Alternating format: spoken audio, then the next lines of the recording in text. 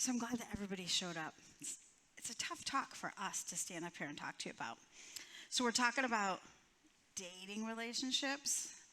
We're talking about all that complicated stuff while we're here that comes with it. And we're talking about the things, red flags. Red flags are the things we want to notice and the things we want to avoid. Okay? We want to give respect to people, and we want that same respect back from people. So what a great place to talk about this, even though it's a hard subject, is to have a conversation here in a space with people who care about you and people who love you. So that's what we're going to get into. So I'm going to tell you a story about when I was a kid. Now, I'm supposed to be telling you a story about when I was about elementary age. Well, I was just a little over that with this. I was about the 6th grade. And when I was a kid, I will tell you, I was a poor kid. We had no money. And we moved a lot. You know, in the 4th grade, I went to 4 different schools. And, you know, being the new kid in school is not fun. You're always on the outside. Everyone's checking you out, looking at you.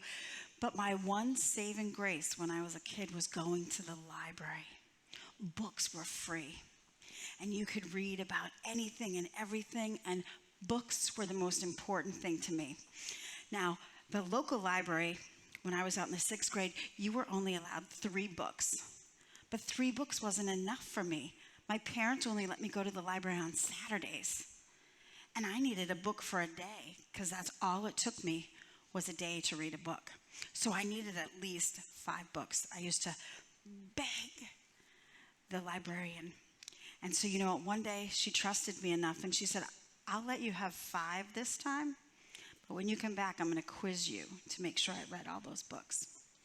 And I did. And from that point on, I was allowed to take home 5 books, and that was my saving grace. That's how I got through the worries in life. I just locked myself in my room and I read books, because I didn't have a lot of friends being the new kid. So I want you to think about something that mattered to you as much as when you were in the elementary school or maybe early 6th grade, that mattered to you that much. Okay, so on the count of 3, I want you to tell me the things that mattered the most to you when you were that age. 1, 2, 3. Barbies? Your mom? Your friends? What'd you say? My bike. Oh, your bike. Oh, yeah. Your bike. Rock'em Sock'em Robots. That's old. All right. So it's interesting that those things had a ton of value to you when you were little. But what about now? Is your bike one of your most valuable things, Mr. Adam? No. How about your Barbies? Not anymore. See, as you grow up, it changes.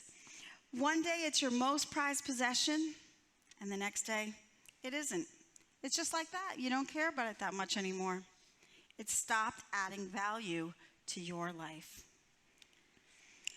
I think that's because we usually determine something's valuable based on what it gives us in return.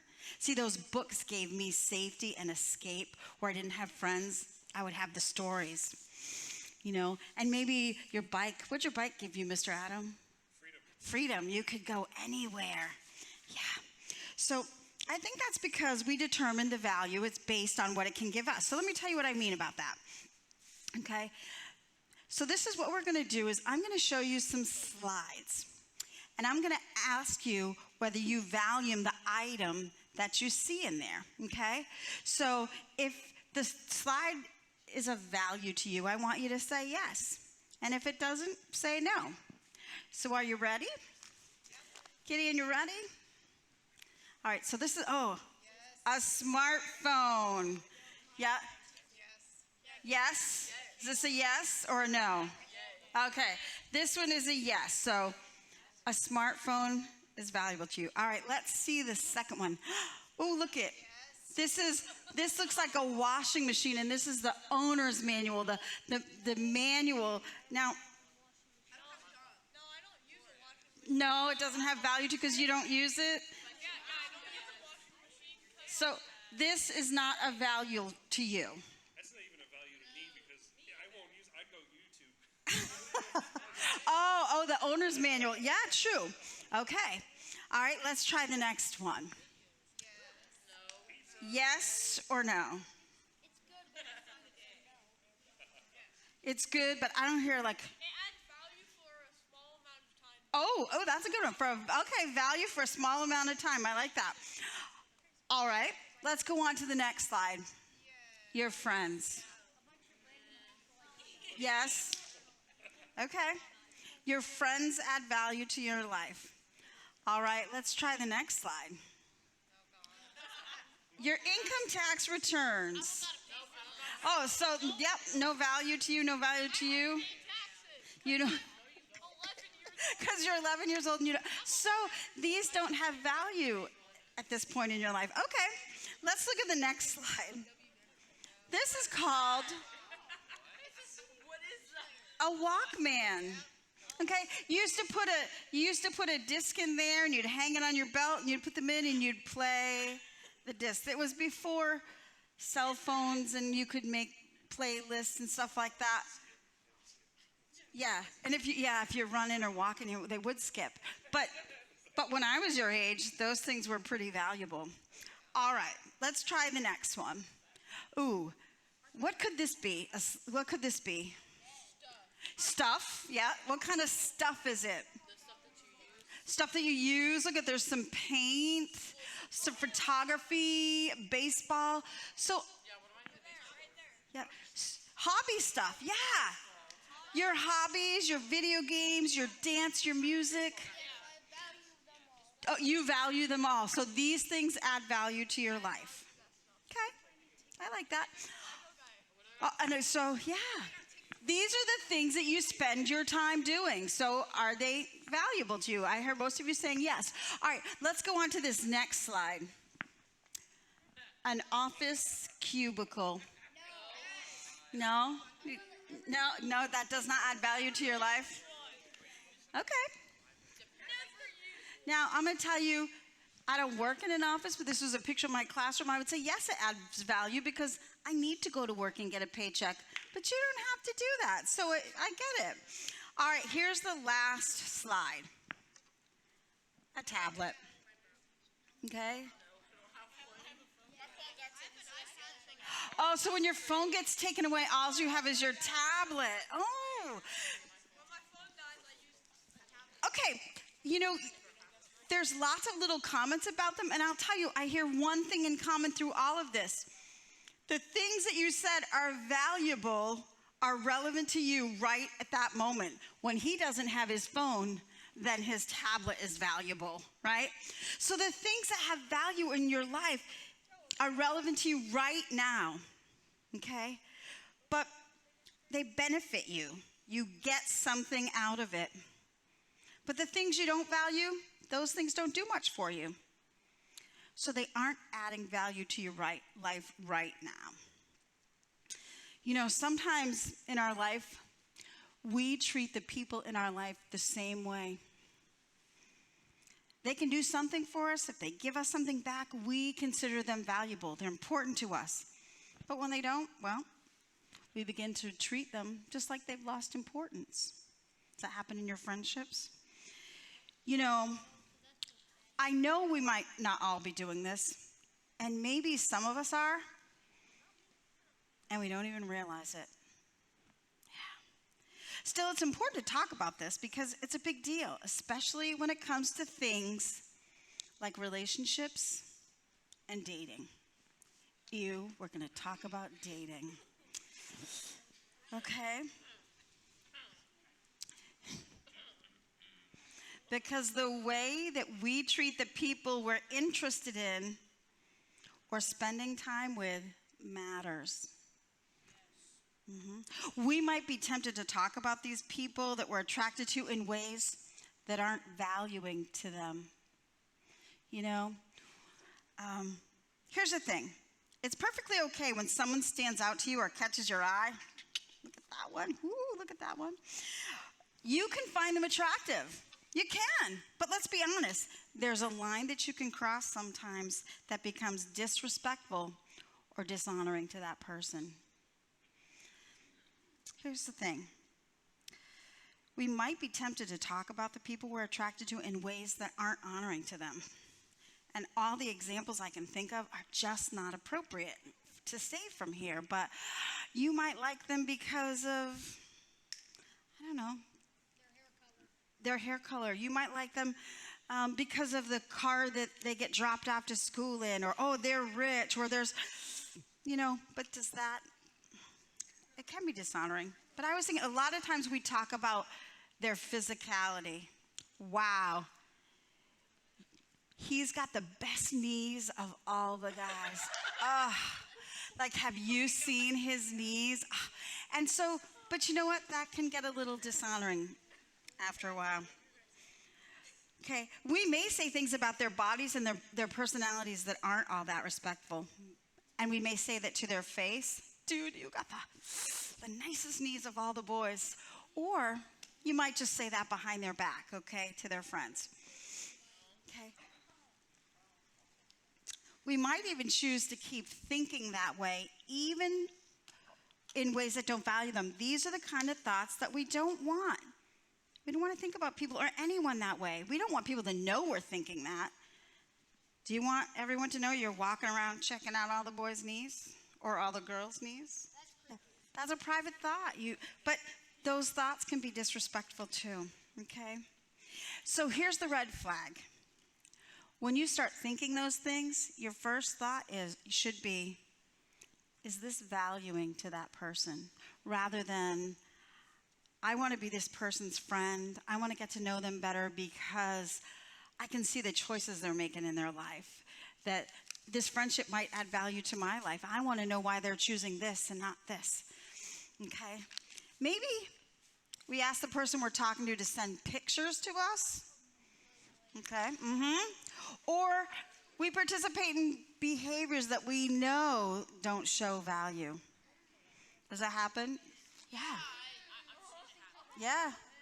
It does. You like someone so much, you forget about your values, and you might treat the person that you are attracted to in a way that makes you feel good, even if you know it doesn't make them feel so good. See, I knew we were going to have giggling and it's going to be awkward. I told you it was an awkward talk, but it's true. It happens all the time at school. Okay? We might treat the person we're attracted to in a way that makes us feel good. Even if it doesn't make them feel good, we might flirt with them. We might tease them. We might talk to them in a way that benefits no one but ourselves. Doesn't that ever happen? Does somebody flirt with you and it's awkwardly uncomfortable? No?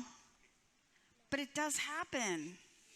There's those boundaries, and if it can be so awkward and uncomfortable, and you're not valuing that other person if you're flirting with them and you can see that they're really uncomfortable. I've had that happens even as an adult. Someone might come and make a joke and nudge you, but it's inappropriate and you're really uncomfortable. So you should be aware of those sort of things and the value that you're placing on that.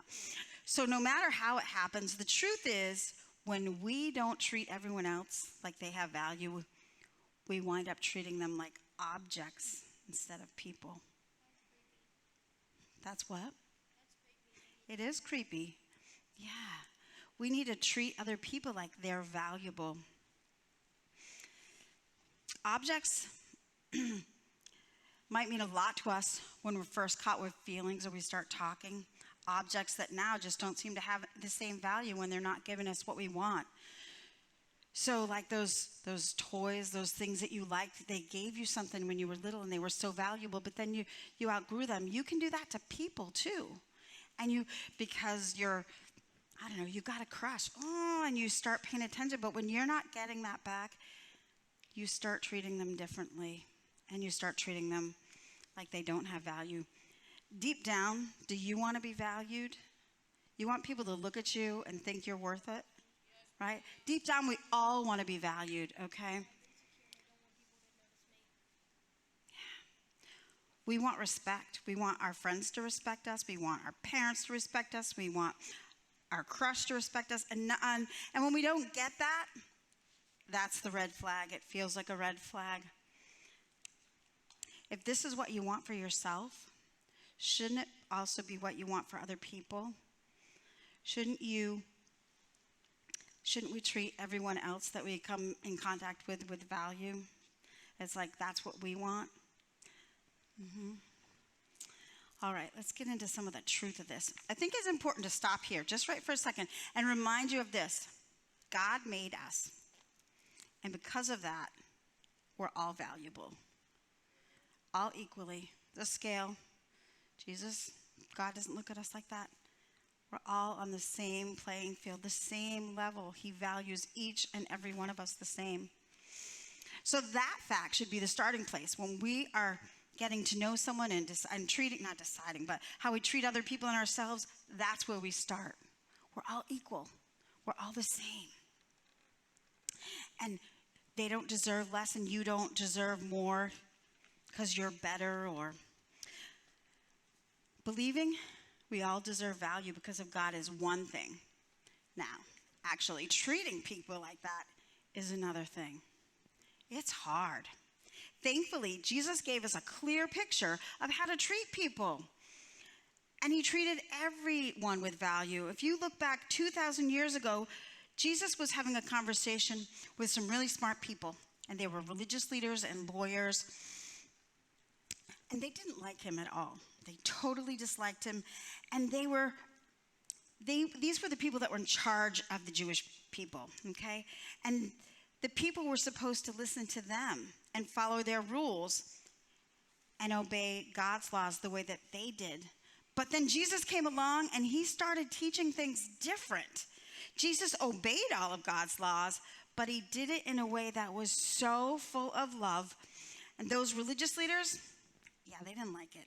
They didn't like it at all because now people weren't doing it their way. So they would often confront Jesus. And they would try to get him, to trick him up, to get him to say something that would go against God to prove that he wasn't worth trusting. Okay? So in the encounter that we're going to look at today, a group of religious leaders have approached Jesus and they want to debate with him. They want to have a question. They want to have the back and forth and try to catch him up and get him to say the wrong thing. So they're going back and forth, asking questions. And finally, one of them says to him, basically says, all right, Jesus, then. All right, they're not getting anywhere. What's the most important command that God has for all of us? Okay. And to answer this, Jesus did something they totally didn't expect. Jesus told them that you must love, I think we have the scripture, you must love the Lord your God with all your heart and all your soul, all your mind, and all your strength. And the second is equally important. Love your neighbor as yourself. No other commandment is greater than these. Now, he gave such an incredible answer. What exactly matters most to God is that the lights are driving me crazy. To love God with all that we are and to treat other people the way we wanted to be treated. When Jesus used the word in there, it said neighbor. Is he talking about the people that live next door to you? No, when Jesus said, treat your neighbor as the way you wanted to be treated, who's your neighbor? People you know? Everybody, that's it. Treat everybody. Everyone here in this room is your neighbor. Everybody who attends this church is your neighbor. Everyone that goes to school with you is your neighbor.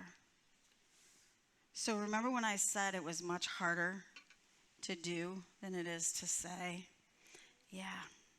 So he wants us to treat everyone like they're valuable. God cares about how we value ourselves and others.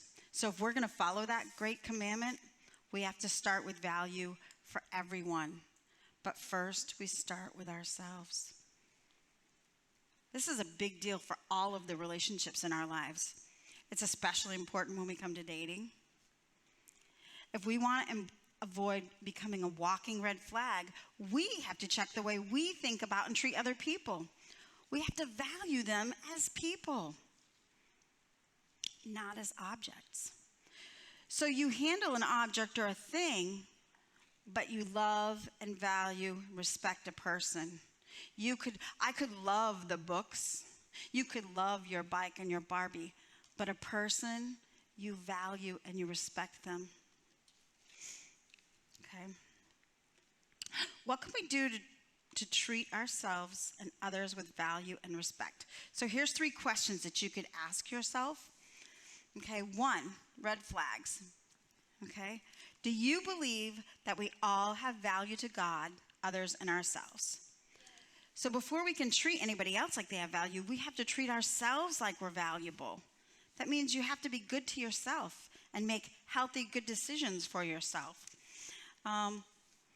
When you look in the mirror in the morning, you're getting ready for school, do you use kind words to yourself? Or do you look at yourself and say, ugh, I hate my nose. Ugh, my hair looks awful today.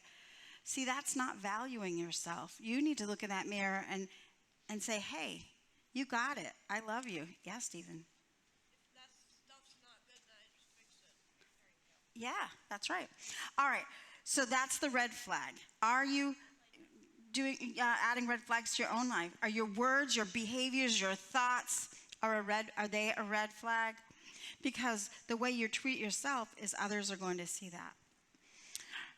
The second one is respect. What would it look like to treat yourself and others in a way that honors God? Consider what it might look like to make a change in both the way you respect yourself and the way you respect others. Maybe you ask someone to stop talking to you in the way that they do, or you block those people on social media.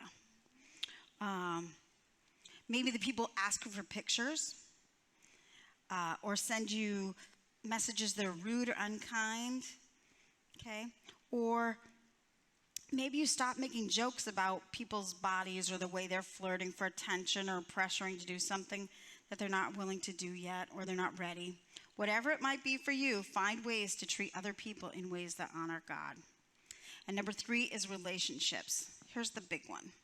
This is crazy, all this stuff we're talking about, dating, relationships. We all have questions and we're all unsure. Who can you talk to for help? Maybe you aren't sure what it looks like to value yourself and others. What if there are people in your life that are hurting you and not valuing you? So they're not setting a good example for you. Who can you talk to? Are there adults in your life? Are there people that you can talk to? You've got your mom and your dad. You've got people at church. You've got Miss Megan. You have your small group leaders. These are the people that you need to go to when you need some help. And here we go. Remember, God cares about how we value ourselves and how we value others. Okay, when we learn to love, value, and respect ourselves, we'll be able to do the same for other people. Your small group's a great place to start practicing that. When we go to groups today, I want you to think about the way you can value the people in your group. Do you listen to them? Do you encourage them? Are you keeping our small group a safe place where people can share what's really on their heart? Are you valuing them like that? So before you leave, I want you to think about this one question. What's one way that you can value someone else? So that's what I want you to think about tonight. Thanks for listening to me.